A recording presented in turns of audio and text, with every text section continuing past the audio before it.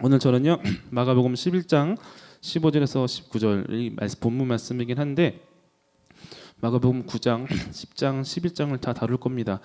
그래서 이 말씀들을 가지고 성전이 되라, 성전이 되라는 제목으로 말씀을 나누겠습니다. 마가복음 오늘 본문 말씀의 서두를 보면요, 예수님이 드디어 십자가를 지시려 예루살렘 성으로 이제 들어가십니다. 그래서 들어가셔서 제일 먼저 가신 곳이 어디냐면 예루살렘 성전입니다. 성전에 딱 가서 보시니까 성전에 그 속된 말로 꼬라지가 모습이 아니라 진짜 말 그대로 꼬라지가 엉망이었던 거예요. 엉망이었던 거예요.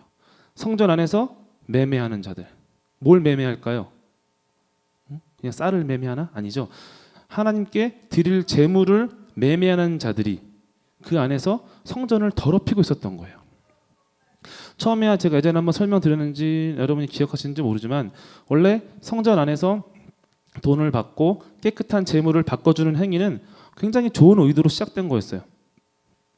이스라엘 사람들이, 유대인들이 하나님께 재물을 바칠 때 먼 자기 고향에서 예루살렘까지 갖고 오는 동안에 그 재물이 늙고 병들고 털 빠지고 망가질까 봐 그럼 하나님께 드릴 수가 없어요. 왜? 하나님께는 깨끗하고 온전한 재물만 드릴 수 있었거든요. 그래서 이것들을 도와주고 방지하고자 생각해낸 게 뭐냐면은 그러면 우리가 예루살렘 가까운 데서 목축을 해서 하나님께 드릴 수 있는 제물들을 우리가 준비한 다음에 멀리서 오는 사람들은 돈만 받고 바꿔주자. 그래서 그렇게 좋은 의도로 시작했는데 나중에는 이것이 유대인들의 종교 세력인 사두개인들이 자신들의 재산을 불리고 이 유대인 사회에서 또 그런 그 이방 민족들 있죠. 뭐 로마나 이런 사람들 사이에서 정치를 하는 그런 여러 가지 악한 의도로 사용되는 결과가 나왔습니다. 그래서 그러다 보니까 처음에는 이 사람들이 그 재물을 바꿔줄 때 어떻겠어요? 되게 경건하게 바꿔줬겠죠. 아, 여기 있습니다. 아, 데려가십시오. 이렇게 했겠는데 나중에는 골라 여기가 더 건강해요. 저기가 더 건강해요. 우리 양이 조금 더 건강해요. 뭐 털을 보세요. 막 주객이 전도가 된 거예요. 하나님께 재물을 드리는 것이 목적이 아니라 재물을 많이 팔아서 내 이속을 챙기는 것이 목적으로 변환되었다 이겁니다. 그래서 성전이 그런 사람들 때문에 더럽혀졌습니다. 그래서 예수님께서 어떻게 하셨죠? 예, 다 들어 엎으셨어요. 야, 이 뭐야 하면서 상도 뒤집어 엎고 막 다른 본문에 보면은 채찍을 만들라고 막 때렸어. 나가. 누가 두고 지나가니까 너 누가 그런 거 두고 돌아다니래? 그래서 막 화를 내셨어요. 그런데 그러면 성전이 도대체 어떤 의미인가? 예수님 말씀하십니다. 성전은 하나님께 기도하는 곳이다. 근데 너희가 어떻게 했다고요? 강도의 소굴을 만들었다라고 예수님 말씀하셨습니다. 근데 바울의 말한 것을 보면은 성전에 대해서 또 이렇게 말합니다. 고린도전서 3장 16절. 성경 다 있으시죠? 네. 다 찾아보진 않을 거예요. 다 찾아보면 여러분이 힘들어서 다 졸 거야. 그러니까 제가 찾아보려고 하는 본문만 찾아보시면 됩니다. 고린도전서 3장 16절 펴보세요. 16절부터 18절까지입니다. 제가 뭐 몇 페이지라고는 말씀 안 드려도 되죠? 네. 찾으셨으면 같이 읽겠습니다. 너희는 너희가 하나님의 성전인 것과 하나님의 성령이 너희 안에 계시는 것을 알지 못하느냐. 누구든지 하나님의 성전을 더럽히면 하나님이 그 사람을 멸하시리라. 하나님의 성전은 거룩하니 너희도 그러하니라. 아무도 자신을 속이지 말라. 너희 중에 누구든지 이 세상에서 지혜 있는 줄로 생각하거든 어리석은 자가 되라. 그리하여야 지혜로운 자가. 아멘. 네. 바울은 지금요 예수님이 승천하신 이후로 이 성전이라는 개념을 예루살렘 중앙에 있던 그 건물이 아니라 어디로 가져옵니까? 예수님을 믿는 모든 크리스찬에게로 이 성전의 개념을 가져오는 거예요. 그러면서 말하기를 너희가 바로 성전이라는 거예요. 그러면서 단서를 다는 게 뭐냐면은 성전은 거룩하니까 어떻게 하라고요? 너희도 거룩하라. 너희도 거룩하라. 너희가 만약에 성전을 더럽히면 어떻게 된다고요? 하나님이 멸하시리라. 그러면은 우리 성전을 더럽히는 것이 무엇인가? 바로 18절에 아무도 자신을 속이지 말라. 너희 중에 누구든지 이 세상에서 지혜 있는 줄로 생각하거든 어리석은 자가 되라. 그리하여야 지혜로운 자가 되리라. 뭡니까? 성전을 더럽히는 것이 세상적인 지혜들이 성전을 더럽힌다는 거예요. 아멘. 예루살렘 성전을 예수님께서 가셨을 때 성전을 더럽힌 것도 세상적인 지혜들이었어요. 우리가 좀 더 편하게, 좀 더 쉽게 재물을 드려보자. 혹은 이것을 통해서 내가 먹고 살아보자 하는 이건 세상적인 지혜들과 인간의 탐욕들이 성전을 더럽혀서 무엇이 되었습니까? 강도의 소굴이 되었다 이겁니다. 그러면은 이 바울의 가르침을 우리한테 그대로 적용해 보자면은 우리도 어떻게 된다고요? 기도하지 않으면 우리 마음이 성전이 아니라 뭐가 됩니까? 강도의 소굴이 된다 이겁니다. 강도의 소굴이 무엇일까요? 강도의 소굴. 강도가 뭐 하는 사람입니까? 나 먹고 살고자 하고 다른 사람을 해치는 사람이 강도입니다. 여러분, 강도. 그래서 강도의 소굴은 어떤 것이냐?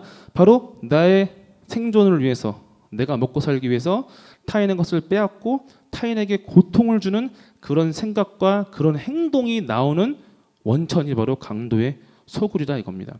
그러면 예수님께서 강도의 소굴을 설명해 주셨어요. 어떤 게 강도의 소굴인가? 마가복음 10장 한번 펴주세요. 마가복음 10장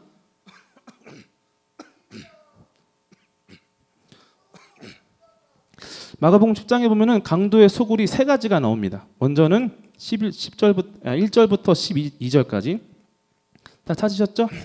보시면 됩니다. 1절부터 12절까지는 이혼에 관한 게 나와요.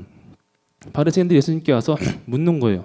모세는 이혼하라고 했는데 당신은 우리에게 어떻게 가르쳐 주실 겁니까? 그럼 여러분, 하나님께 이혼이 합당합니까? 합당하지 않습니까? 이혼은 사실 하나님 앞에 합당한 게 아니에요. 근데 오늘날 이혼하는 걸 어떻게 합니까? 나도 모르겠네요.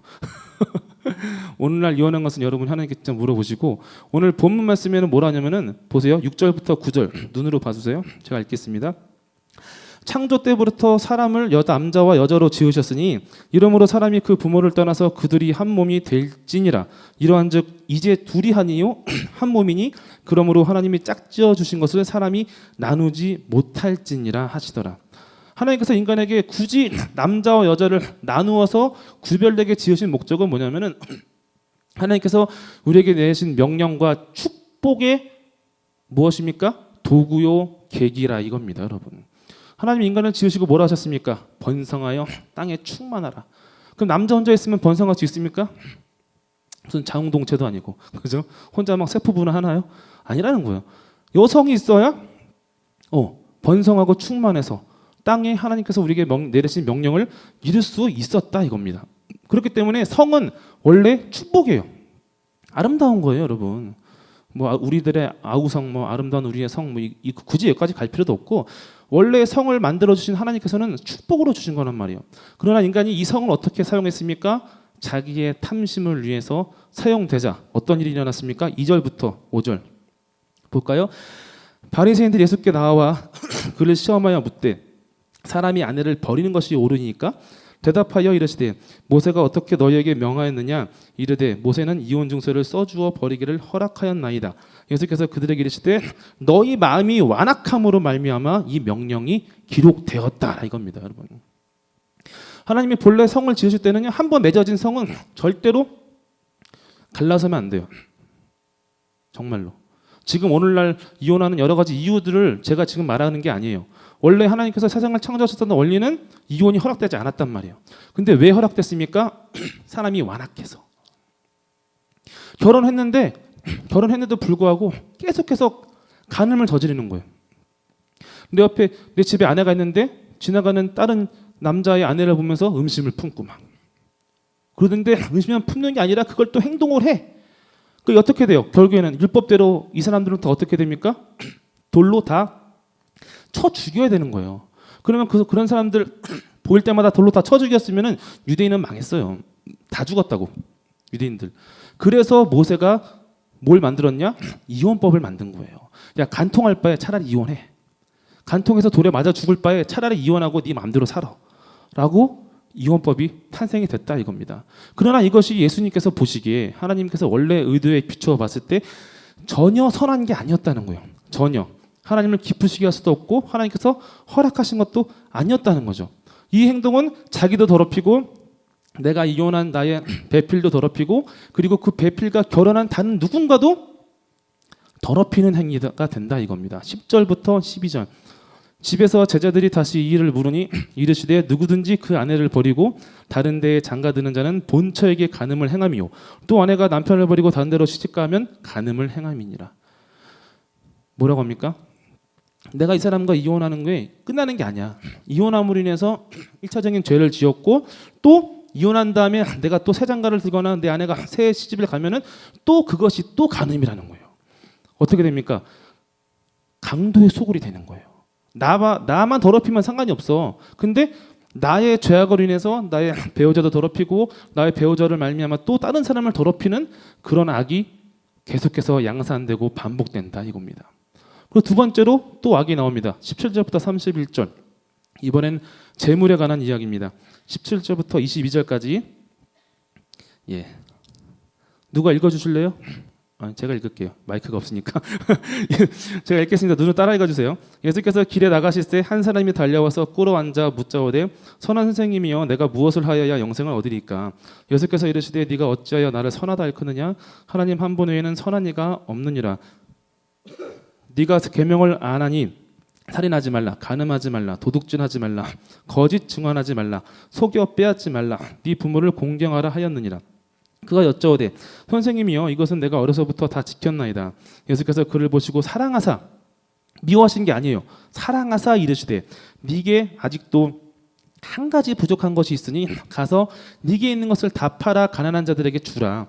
그리하면 하늘에서 보화가 네게 있으리라. 그리고 와서 나를 따르라 하시니 그 사람이 재물이 많은 고로 이 말씀으로 인하여 슬픈 기색을 띠고 근심하여 가니라. 예수님은 이 사람은 사랑해서 하신 말이에요. 너무 사랑스러운 거야. 율법을 다 지켰대. 열심을 가지고. 그래서 그에게 영생을 주시고자 정말 제일 중요한 핵심을 말씀해 주신 거예요. 다 팔아서 나누어 주라는 거예요. 그러면 하나님께서 그가 부자인 게 막 미워서 그러신 걸까요? 나는 가난한데 쟤만 부자야. 뭐 이랬을까? 아니라는 거예요, 여러분. 다 팔아서 나누어 주라. 누구에게? 가난한 사람들에게. 가난한 사람은 어떤 사람입니까? 오늘 그들이 마땅히 하나님께로부터 공급받아야 되는 일용할 양식을 받지 못한 사람들이 바로 가난한 사람들이라는 거예요. 여러분, 모든 사람들이 일용할 양식을 공급받는 게 하나님의 공의입니다. 하나님의 정의는요, 그가 지으신 이 땅에 보내신 모든 사람들이 마땅히 일용할 양식을 다 받는 게 하나님의 공의란 말이에요. 그러나 우리 현실은 그렇지 않잖아, 그지? 부자도 있고 가난한 사람도 있고, 그죠? 누구는 먹다가 배불러하면서 음식을 버리는데 누구는 그 버리는 것도 없어서 오늘 굶고 배고파하고. 그래서 여러분, 하나님의 나라에 대한 우리가 정확한 인식이 필요한데 하나님 나라는요, 가장 핵심 중에 하나가 뭐냐면은 하나님의 공의가 이루어지는 곳이 바로 하나님의 나라입니다, 여러분. 여러분 마음속에서, 여러분 생각 속에서 하나님의 뜻, 하나님의 정의가 여러분의 정의가 되어야 되는 것이 바로 하나님 나라인 것이고, 그리고 그런 여러분이 여러분의 삶의 자리에서 이웃들에게 그런 하나님의 공의를 실천할 때 이 땅에 하나님 나라의 그런 미리 경험할 수 있는 은혜가 임한다 이겁니다. 그러나 부자는 쉬운 게 아니에요, 이게. 왜? 가진 게 너무 많은 거야. 이거를 내가 줄 수가 없어. 예수님은 분명히 이 사람을 사랑해서 하신 말씀이에요. 미워서 야, 너 내 그거 다 내놔. 원래 다 내가 준 거잖아. 다 내놔. 이게 아니에요. 예수님은 지금 뭐라고 하시냐면은 네가 영생을 얻으려거든 그거를 어떻게 버리라는 거예요. 버리는 거예요, 여러분. 재물은 빼앗기는 게 아니라 내가 스스로 버리는 겁니다. 29절부터 30절 한번 볼까요? 예수께서 이르시되 내가 진실로 너에게 이르노니 나와 복음을 위하여 집이나 형제나 자매나 어머니나 아버지나 자식이나 전토를 벌인 자는 현세에 있어 집과 형제와 자매와 어머니와 자식과 전토를 100배나 받되 박해를 겸하여 받고 내세의 영생을 받지 못할 자가 없느니라. 뭐라고 합니까? 자기 소유를 벌인 자는 100배나 돌려받는데요. 100배나. 근데 사람들이 이거를 욕심으로 보니까 그러는 거야. 내가 하나님께 이번에 10만 원을 드리면 다음에 100만 원 주시겠지? 이런 생각을 해요. 그런 말씀이 아니에요, 여러분. 이 말씀은요, 우리의 그런 개념이 변하는 거예요. 소유에 대한 개념을 변혁하라는 거예요. 사도행전 2장 43절부터 한번 펴볼까요? 되게 중요한 말씀이니까 펴주세요. 사도행전 2장 43절부터 47절. 사도행전 2장 43절부터 47절. 다 찾으셨죠? 사도행전 쉽잖아요, 그죠? 제가 읽겠습니다. 사람마다 두려워하는데 사도들로 말미암아 기사와 표적이 많이 나타나니 믿는 사람이 다 함께 있어 모든 물건을 서로 통용하고 또 재산과 소유를 팔아 각 사람의 필요를 따라 나눠주며 날마다 마음을 같이하여 성전에 모이기를 힘쓰고 집에서 떡을 떼며 기쁨과 순전한 마음으로 음식을 먹고 하나님을 찬미하며 또 온 백성에게 칭송을 받으니 주께서 구원받는 사람을 날마다 더하게 하시니라. 가족이 혈족이 아닌 거야. 그전에는 나의 피를 섞은 사람만 가족이었다면 믿음 안에서는 혈족이 아니라 믿음의 공동체가 나의 가족이 되는 것이고, 재산이 내 주머니에 들어있는 게 나의 재산이었다면 이제는 나의 믿음의 공동체와 함께 먹고 마실 수 있는 그것이 바로 재산이 된다는 거예요. 내가 지금 이것을 10만 원을 내놓지만 하나님께서 그것을 통하여서 어떻게 하십니까? 나의 믿음의 형제와 자매들을 100배나 늘려주신다는 거예요, 여러분. 이게 지금 여러분한테 무슨 어떤 이단 종파처럼 야, 집에 있는 거 다 팔아서 갖고 와, 이런 말이 아니에요. 여러분의 개념을 바꾸라는 거예요. 생각을, 소유에 대한 생각을, 가족에 대한 생각을. 크리스천은요, 내가 정말 내 가족이야 라고 하는 사람 아니에요, 여러분. 예수님은 분명히 말씀하셨어요. 나의 뜻을 위해서 가족이라도 미워하지 않으면 합당하지 않다라고 말씀하셨어요. 그러면 지금 오늘부터 내 가족은 등한시하고 막 교회 일만 열심히 해야지, 그겁니까? 아니라는 거예요, 여러분. 그런 말이 아니에요. 여러분의 개념이, 소유에 대한 여러분의 생각이 변화가 일어나길 바랍니다, 여러분. 크리스천은 세상 사람처럼 세상을 보는 사람이 아니에요. 세상의 지혜로 세계를 보는 사람이 아니라 하나님의 지혜로 세계를 보는 사람이다, 이겁니다. 여러분이 여러분의 생각과 여러분이 살아왔던 수많은 경험에서 나오는 그런 상식을 가지고 세상을 보기 시작하면요, 예수님 따라갈 수가 없어요. 여러분 지금 힘들지만 날마다 기도하면서 여러분의 관점과 그런 개념들을 하나님께로 그 주파수를 맞춰 가야지 여러분이 예수님을 따라갈 수가 있다, 이겁니다. 또 세 번째로 볼까요? 마가복음 10장에 35절부터 45절에 있는 명예에 관한 이야기예요. 35절부터 37절까지 같이 한번 읽겠습니다. 오, 자막이 나왔어요. 같이 읽을까요? 시작.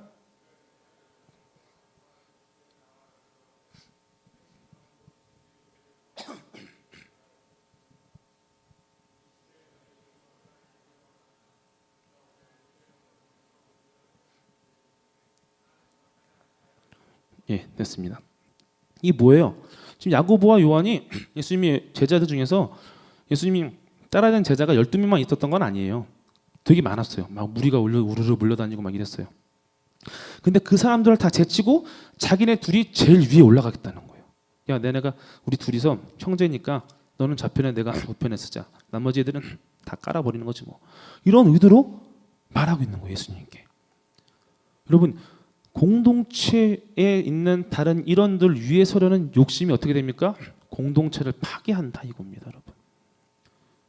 사회가 가장 파괴되는 가장 큰 원인이 뭐예요? 타인을 이해하지 않는 거, 타인을 공경하지 않는 거, 그죠? 공동체 안에서는 특히 더 위험해요. 이 교회 공동체 안에서 어떤 이유가 됐든 뭘 근거로 했든 내가 다른 나의 공동체 믿음의 형제와 자매들보다 위에 올라가려고 하는 그런 마음과 그런 의도가 뭐가 됩니까? 강도의 소굴이 된다는 거예요. 보시면 아시겠지만 이 말을 들은 다른 제자들이 막 분노해요. 야, 쟤네가 뭐래 저것들 저거. 한지 한번 손 좀 봐줘야겠는데 막 이런 막 분노가 일어난단 말이에요. 어떻게 돼요? 지금 예수님이 따라다니던 12명의 제자 공동체에 지금 위기가 온 거예요, 여러분. 이게 이때뿐만이 아니라 교회 시대에도 똑같이 나타나요.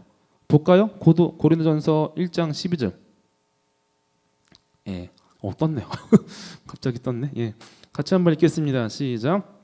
이것을 말하거니와 너희가 각각 이르되 나는 바울에게, 나는 아볼로에게, 나는 게바에게, 나는 그리스도에게 속한 자라 한다는 것이니 그리스도께서 어찌 나뉘었느냐? 바울이 너희를 위하여 십자가에 못 박혔으며 바울의 이름으로 너희가 세례를 받았느냐? 나는 그리스도보와 가이오 외에는 너희 중에 아무에게도 내가 세례를 베풀지 아니한 것을 감사하노니 이는 아무도 나의 이름으로 세례를 받았다 말하지 못하게 하려 함이라. 내가 또한 스데바나나 집사람에게 세례를 베풀었고 그 외에는 다른 누구에게 세례를 베풀었는지 알지 그리스도께서 나를 보내심은 세례를 베풀게 하려 하심이 아니요 오직 복음을 전하게 하려 하심이로되 말의 지혜로 하지 아니하면 그리스도의 십자가가 헛되지 않게 하려 함이라. 지금 교회가 고린도 교회가 위기가 온 거예요. 서로 막 싸우는 거야. 야 나는 바울의 제자야. 나는 아볼로 제자야. 나는 게바. 게바가 누구죠?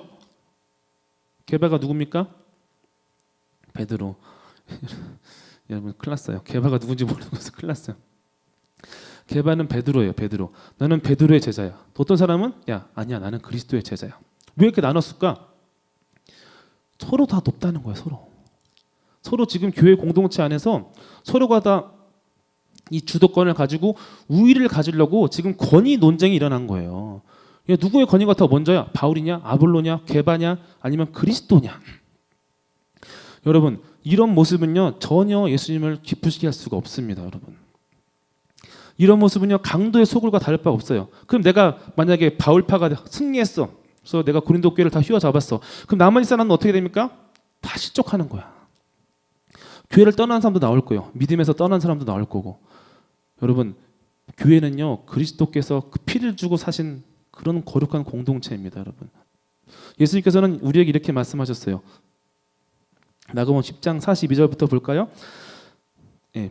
예수께서 불러다가 이르시되 이방인의 집권자들이 그들을 임의로 주관하고 그 고관들이 그들에게 권세를 부리는 줄을 너희가 알거니와 너희 중에는 그렇지 않을지니 너희 중에 누구든지 크고자 하는 자는 너희를 섬기는 자가 되고 너희 중에 누구든지 으뜸이 되고자 하는 자는 모든 사람의 종이 되어야 하리라. 인자가 온 것은 섬김을 받으려 함이 아니라 도리어 섬기려 하고 자기 목숨을 많은 사람의 대속물로 주려 함이니라. 뭐라는 거예요? 하나님 앞에서 인정받는 사람은 어떤 사람입니까? 낮아지는 사람이라는 거예요. 내려가는 사람이라는 거예요.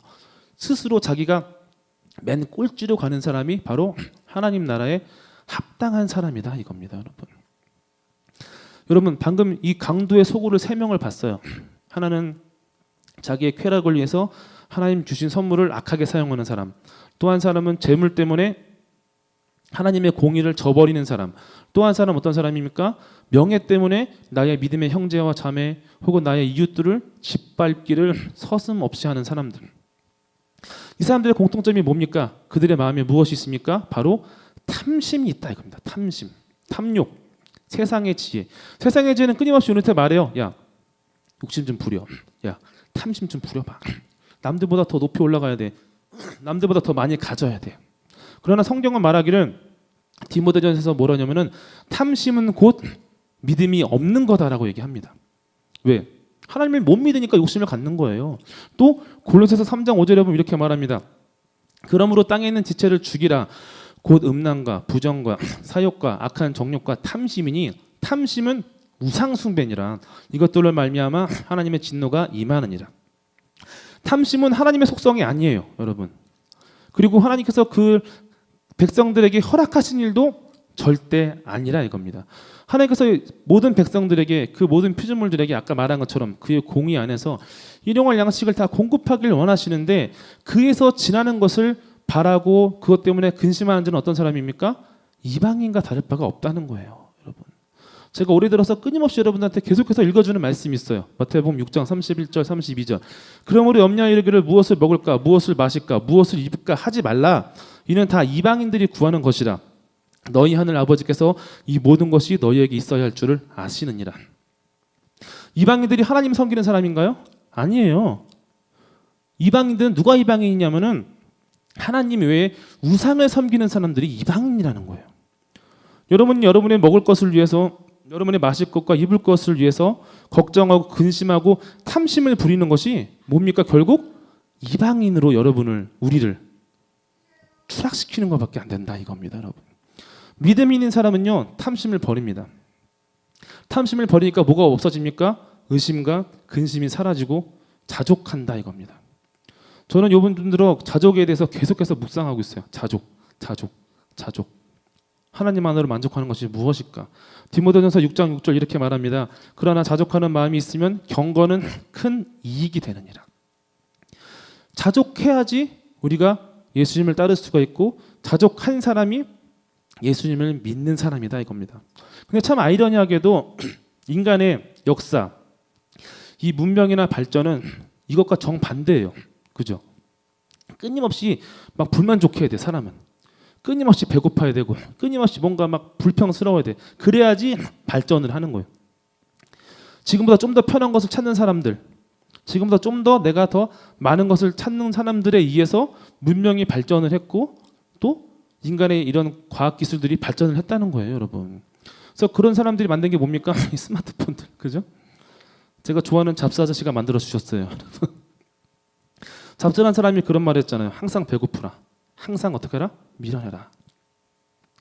끊임없이 갈구하라는 거예요. 그래서 창세기 4장 16절부터 24절에 보면은 이거에 대한 이야기가 나와요. 제가 읽을게요. 가인이 여호와 앞을 떠나서 에덴 동쪽 놋 땅에 거주하더니 아내와 동침함에 그가 임신하여 에녹을 낳은지라. 가인이 성을 쌓고 그의 아들의 이름으로 성을 이름하여 에녹이라 하니라. 에녹이 이랏을 낳고 이랏은 무후야일을 낳고 무후야일은 무드사일을 낳고 무드사일은 라멕을 낳았더라. 라멕이 두 아들을 맞이하였으니 하나의 이름은 아다요 하나의 이름은 실라였더라. 아다는 야발을 낳았으니 그는 장막에 거주하며 가축을 치는 자의 조상이 되었고 그의 아유의 이름은 유발이니 그는 수금과 퉁소를 잡는 모든 자의 조상이 되었으며 실라는 두발가인을 낳았으니 그는 구리와 쇠로 여러 가지 기구를 만드는 자요 두발가인의 누이는 나아마였더라. 라멕이 아내들에게 이르되 아다와 실라며 내 목소리를 들으라. 라멕의 아내들이여 내 말을 들으라. 나의 상처로 말미암아 내가 사람을 죽였고 나의 상함으로 말미암아 소년을 죽였도다. 가인을 위하여는 벌이 7배일진데 라멕을 위하여는 벌이 77배이로다 하였더라. 라멕이 어떤 사람이에요? 가인의 후손이에요. 가인 어떤 사람입니까? 자기 이익을 위해서 동생을 죽인 사람이란 말이에요. 근데 이 라멕은 자기 조상보다 무려 몇 배? 77배나 더 대단한 사람이에요. 그런 인간의 본성으로부터 나온 것들이 세 아들이에요. 누굽니까? 야발, 유발, 두발가인. 이 세 사람들은 인류 문명을 상징하는 거예요. 목축업. 그 당시 고대 사회에서 경제 이런 기반의 가장 중요한 산업이 바로 목축업이었고, 그 다음에 음악, 악기, 퉁소 치는 자, 또 두발가인, 철교 문명을 일군 사람. 이처럼 인간의 문명은요, 인간의 발전, 과학 기술은 끊임없이 자기의 탐심과 불만족으로부터 나온다는 거예요. 그래서 인간의 욕심은 뭡니까? 바로 인류가 발달하는 동력이 된다는 거예요. 근데 성경은 말하길 뭐라냐면은 그리스도인의 동력은 탐심이 아니라 뭐라고 합니까? 자족이라고 얘기합니다. 자족. 볼까요? 빌립보서 4장 11절. 바울이 말합니다. 내가 궁핍함으로 말하는 것이 아니니라. 어떠한 형편에든지 나는 자족하기를 배웠노니 나는 비천에 처할 줄도 알고 풍부에 처할 줄도 알아. 모든 일 곧 배부름과 배고픔과 풍부와 궁핍에도 처할 줄 아는 일체의 비결을 배웠노라. 내게 능력 주신 자 안에서 내가 모든 것을 할 수 있느니라. 바울이 하나님의 일을 감당하는 데 있어서 가장 중요한 일체의 비결을 배운 거예요. 고수로부터 비법 전수를 받았어요. 그게 뭐예요? 자족. 자족하기라는 거예요. 이 자족만 하면은 어떻게 됩니까? 내게 능력 주시는 자 안에서 내가 모든 것을 할 수 있다라고 지금 바울이 고백하고 있다 이겁니다, 여러분. 자족은요, 힘입니다. 어떤 힘입니까? 세상을 따르지 않을 수 있는 힘입니다. 그리고 어떤 힘입니까? 그리스도를 따를 수 있는 힘이다 이겁니다. 예전에 제가 그 높은 뜻 승리교회 그 김동원 목사님을 되게 좋아했는데 그분의 그 설교였나 그 글 중에 이런 얘기가 있어요. 김동원 목사님 교회에 사업하는 분들이 많아요. 그분이 이제 선한 사업을 많이 해요. 교회도 많이 세우고 공장도 많이 세워서 가난한 사람들을 위해서 일자리 주거니 일을 많이 하시는데 하루는 성도 중에 한 명이 사업하는 분이 와서 상담을 하는 거예요. 들어보니까 힘들대. 왜 힘드냐니까 직원들 월급을 다 주고 나면은 자기가 남는 게 얼마 없다는 거야. 너무 힘들대요. 내가 이러려고 사업하는 게 아닌데, 응? 자기도 남들처럼 사업에 성공해서 떵떵거리고 사업을 시작했는데 이상하게 다 나눠주고 나면은 자기가 남는 게 얼마 없다는 거예요. 그래서 그걸 들으신 김동원 목사님이 물어봤어요. 직원이 몇 명이나 되나요? 그러니까 그때 그 직원이 그랬어요. 자기네 직원이 한 50명 됩니다. 되게 큰 사업이죠, 그죠? 50명 되면은 그 묻는 거예요. 그들 다 결혼했습니까? 그러니까 대부분 했습니다. 그러면은 50명 중에서 각자 한 명이 다 결혼을 했으면은 최소한 한 명당 딸린 식구가 한 명에서 2명, 그죠? 많게는 대가족이면은 엄마 아빠 다 모시면은 5명까지 늘어나시는 상황이란 말이에요. 그러니까 어림잡아도 대략 이 사람이 있는 그 사업체에서 나오는 월급으로 먹고 사는 사람이 몇 명입니까? 한 150명 되는 거예요. 그럼 목사님이 그런 거예요. 이 사람한테 지금 집사님은 무려 150명에게 일용할 양식을 공급하고 있는 거라고. 이건 정말 큰 사업이라고. 하나님께서 본인을 통해서 150명에게 일용할 양식을 공급하고 계시다는 것을 왜 알지 못하냐고. 이 사업가가, 이 집사님이 크게 깨달았어요. 아, 내게 주신 것으로 내가 만족해야겠구나. 내게 남는 것으로 내가 자족해야겠구나. 왜? 나를 통해서 하나님께서 그 공의를 지금 그 이 땅에서 이루고 계신 거예요. 모든 사람들이 일용양식을 공급받는 것이 하나님의 공의인데 자기가 그 중에 한 도구가 되었다 이겁니다, 여러분. 그러고서 그분의 인생이 바뀌었어요. 즐거운 거야, 맨날. 자기가 얼마 안 남아도 월급 다 주고 나면 행복해. 그러면 이 사람이 이전에는 이 사람들한테 월급을 안 준 사람이었을까요? 아니에요. 줬어요. 월급을 줬어. 다 먹였어. 근데 그전에는 불행했어. 아우, 난 얼마 안 남아. 실패했나? 그러나 이제는 어떻게 됐습니까? 이 기점을 통해서 성공한 사업가가 된 거예요. 하나님 나라 앞에서. 하나님 앞에서. 무려 150명에게 일용할 양식을 주는 하나님의 귀한 사업가가 되었다. 이겁니다, 여러분. 여러분의 인생의 목적이 무엇인가요? 여러분, 공부하는 목적이 무엇인가요? 취업을 하려는 이유가 뭔가요, 여러분, 우리 인생은요, 우리에게 주어진 하루하루는 내 게 아니에요, 여러분. 예수 믿기로 결단한 사람들의 하루하루는 하나님의 것입니다. 아멘? 아멘? 하나님 거예요, 여러분. 아침 일어나면 눈 떠서마자 하나님, 오늘도 하나님 거예요 라고 하세요, 제발. 하나님, 오늘도 그냥 내 뜻대로 어떻게 잘 좀 되게 해주세요. 내 인생 좀, 이게 아니라 하나님, 오늘도 하나님 거니까 나를 통해서 선한 사업을 행해주세요. 선한 일을 해주세요. 공무원이 되고 싶은 분은 자기가 간 그 부서에서 통해서 그 일을 통해서 더욱더 많은 우리 국민들을 더 먹이고 입힐 수 있는 그런 꿈을 꾸길 바랍니다. 선생님이 되고 싶은 분도 마찬가지예요. 여러분이 어떤 반을 맡을지 모르지만 그 아이들에게 1년이 됐든 2년이 됐든 그 아이들에게 정말 소중하고 아름다운 추억을 줄 수 있는, 그 아이들이 앞으로 성장하는 데 있어서 정말 중요한 계기를 만들어주겠다는 소망을 품으시라는 거예요. 어? 저도 지금 그런 소망을 갖고 여기 앞에 쓰잖아요. 나같이 부족한 사람이. 응? 여러분, 하나님께서 여러분의 하루하루를 받으시길 원하십니다. 아멘? 여러분, 세상에서 지혜 있는 자가 되려고 하지 마세요. 그런 건 예수님을 따르는 게 아니야. 세상의 지혜를 따르면요, 여러분 스스로를 더럽히는 것밖에 안 됩니다. 근데 나만 더럽혀지나? 아니죠. 더럽혀진 나로 인해서 나의 형제와 이웃들까지도 더럽히는 죄의 연쇄 반응이 일어난다 이겁니다. 그래서 바울은 말했어요. 세상의 지혜를 버리기 위해서. 고린도전서 15장 29절 같이 한번 읽을까요? 시작. 네, 제가 읽을게요. 만일 죽은 자들이 도무지 다시 살아나지 못하면 죽은 자들을 위하여 세례를 받는 자들이 무엇을 하겠느냐? 어찌하여 그들을 위하여 세례를 받느냐? 또 어찌하여 우리가 언제나 위험을 무릅쓰리요? 형제들아, 내가 그리스도 예수 우리 주 안에서 가진 바 너희에 대한 나의 자랑을 두고 단언하노니 나는 날마다 죽노라.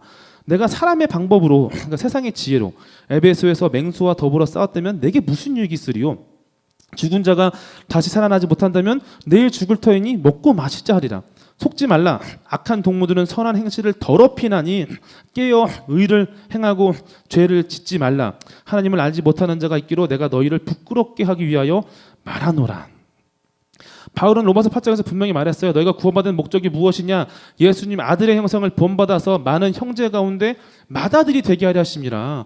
여러분 살고 있는 이 세대 가운데 그들 형제들과 같이 어울려서 같이 더럽혀지고 같이 망한다면 예수님의 죽으심이 무슨 의미가 있냐는 거예요. 여러분들 그 가운데서 맏아들이 돼서 그들과 같지 아니하고 예수님의 형상, 예수님을 통해서 이 땅에 뿌려주신 하나님의 사랑의 증인이 되어야 된다는 거예요, 여러분. 그래서 바울은 말했어요. 뭐라고? 나는 날마다 죽노라. 그럼 어떻게 죽었을까? 어떻게 죽었을까요? 날마다 막 이렇게 고행을 했을까? 아침마다 일어나고 계단 100개 무릎으로 막 기어 올라갔을까요? 어? 아니면 나쁜 생각할 때마다 바늘로 허벅지 막 찔렀을까? 아니에요. 바울이 날마다 죽은 방법은 기도입니다. 기도. 마가복음 9장 한번 펴볼게요. 고장 다 펴졌죠? 43절 만일 네 손이 너를 범죄하거든 찍어버리라. 장애인으로 영생 기억해 주세요.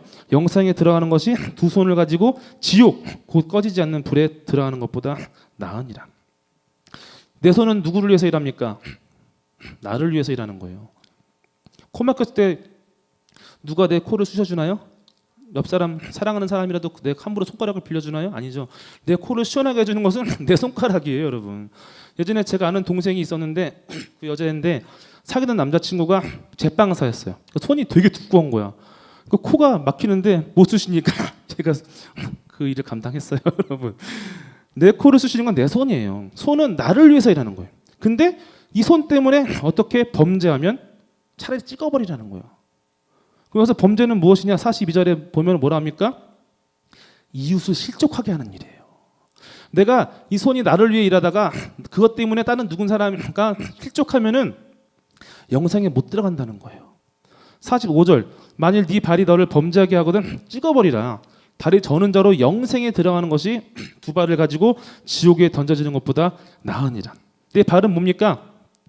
내 자유예요. 내 자유, 여러분. 예수님께서 베드로에게 그랬어요. 너는 나중에 네 마음대로 못 살아. 너는 앞으로 너에게 띠띠는 자들에게 넌 끌려다닐 거야. 라고 말했습니다. 이게 그리스도인의 삶입니다, 여러분. 여러분은 여러분의 자유, 여러분의 이익을 위해서 움직이는 사람이 아니라 하나님의 뜻을 위해서 움직이는 사람이 되어야 합니다, 여러분. 여러분이 여러분의 자유, 여러분의 이룬 것을 위해서 발을 움직이다가 그 발걸음 때문에 다른 누군가가 거기에 짓밟혀서 넘어져서 깨져서 다친다면은 영생에 못 들어간다는 거예요. 무섭지 않습니까? 또 볼까요? 47절 만일 네 눈이 너를 범죄하게 하거든 빼버리라. 한 눈으로 이번에는 어디입니까? 하나님 나라에 들어가는 것이 두 눈을 가지고 지옥에 던져지는 것보다 나으니라. 눈은 뭡니까? 내가 보고 싶은 것만 보는 거야. 그죠? 이 사회가 정말 사회 구조 악이 만연하고 악한 것들이 막 넘쳐나는데 보기 싫은 거지만 눈만 돌려. 내가 보고 싶은 건 보는 거야. 그럼 어떻게 됩니까? 하나님 나라에 못 들어간다는 거예요, 여러분. 그럼 이 말씀이 우리가 뭐 종교인처럼 우리 몸에 가야 하는 건가요? 실제로 어떤 종교들은 그래요. 도둑질하면 잡아다가 손목을 딱 잘라버려요. 예수님 여러분에게 그렇게 하라는 건가요? 아니라는 거예요. 이거는 지금 기도에 대해서 말하고 있는 거예요. 기도. 나는 날마다 죽노라, 여러분. 여러분 날마다 죽으시길 바랍니다. 아멘. 여러분 기도는요 그리스도를 따르기 위해서 하는 겁니다. 어떻게 따르느냐? 마가복음 8장 34절부터 38절 같이 읽겠습니다. 시작. 무리와 제자들을 불러 이르시되 누구든지 나를 따라오려거든 자기를 부인하고 자기 십자가를 지고 나를 따를 것이니라. 누구든지 자기 목숨을 구원하고자 하면 잃을 것이요 누구든지 나와 복음을 위하여 자기 목숨을 잃으면 구원하리라. 사람이 만일 온 천하를 얻고도 자기 목숨을 잃으면 무엇이 유익하리요? 사람이 무엇을 주고 자기 목숨과 바꾸겠느냐? 누구든지 이 음란하고 죄 많은 세대에서 나와 내 말을 부끄러워하면 인자도 아버지의 영광으로 거룩한 천사들과 함께 올 때 그 사람을 부끄러워하리라. 여기 보시면 뭐라고 합니까? 두 가지 중요한 단어가 나와요. 하나는 목숨. 여기서 육체의 목숨을 말하는 게 아니죠. 영생을 말하는 것입니다. 그리고 38절에 인자도 아버지의 영광으로 거룩한 천사들과 함께 올 때 이게 뭡니까? 하나님 나라가 다시 임하는 순간이다 이겁니다. 우리가 나를 위해서 살고 나의 욕심과 세상의 지혜를 따라 살다 보면은 어떻게 됩니까? 자기 부인을 못 해요. 십자가를 지는 일이 없어요. 그러면 어떻게 됩니까? 예. 천하를 다 얻고도 영생을 잃어버린 사람이 되고 하나님 나라에 들어가지 못하는 사람이 된다 이겁니다, 여러분. 여러분 날마다 기도하십니까? 기도하십니까? 왜 대답을 안 해요? 기도하십니까? 여러분 기도 전혀 안 합니까? 식사기도 빼고 기도하십니까? 성은이도 기도합니다, 여러분. 성은자매도 기도해요. 여러분 기도하는 거 못 들어봤죠? 눈물을 흘리면서 기도합니다. 근데 여러분은 도대체 하나님께 어떤 기도를 하십니까, 여러분? 여러분 기도할 때 하나님께 보여드리는 게 뭡니까? 의심과 근심입니까? 디모데전서는 그래요. 탐심을 가진 사람들은 믿음에서 벗어나서 스스로 근심이라는 가시를 만들어 갖고 자기를 막 찌르는 사람이래요, 여러분. 여러분 하나님께 믿음을 드리시길 바랍니다. 하나님 앞에 나오는 자에게 필요한 것이 무엇입니까? 의심과 근심입니까? 욕심입니까? 탐심입니까? 아닙니다. 믿음이라 이겁니다. 근데 이 믿음도 여러분이 내가 받고자 하는 것을 하나님 반드시 주실 거야는 그런 믿음이 아니라 하나님이 우리에게 받고자 하시는 믿음을 드리시길 바랍니다. 믿기로 결정하셨으면 믿으세요, 여러분. 믿으세요. 여러분의 생존해 가는 거는 하나님께 맡기세요. 하나님이 야, 그런 거 맡기지 마. 나 피곤해. 라고 하셨나요? 아니에요. 만약에 그랬으면 맡기면 안 되지. 근데 하나님은 분명히 예수님을 통해서 복음을 주시되 뭘 하셨냐면 너에게 먹고 마실 것과 입을 것을 내가 다 알고 있고, 그럼 알고만 있으면 끝나는 건가? 아니죠. 필요한 대로 채워주신다고 분명히 말씀하셨다 이겁니다. 여러분 믿으시길 바랍니다. 아멘. 믿고 내려놓으시길 바랍니다. 세상의 지혜를 자족함으로 이겨내시길 바랍니다. 자족함으로 탐심을 이겨내시길 바랍니다. 제가 이 말씀을 준비하면서 살짝 고민을 했어요. 지금 같은 이런 시대에 삼포 세대에서 내가 지금 또 말씀을 갖고 포기를 얘기하고 내려놓음을 얘기하고 자족을 얘기하는 게 옳은 걸까? 그러나 여러분 삼포 세대가 하는 포기는 끝입니다. 절망이에요. 그죠? 지금 삼포 세대가 갖고 있는 게 뭡니까? 희망인가요? 절망이라는 거예요.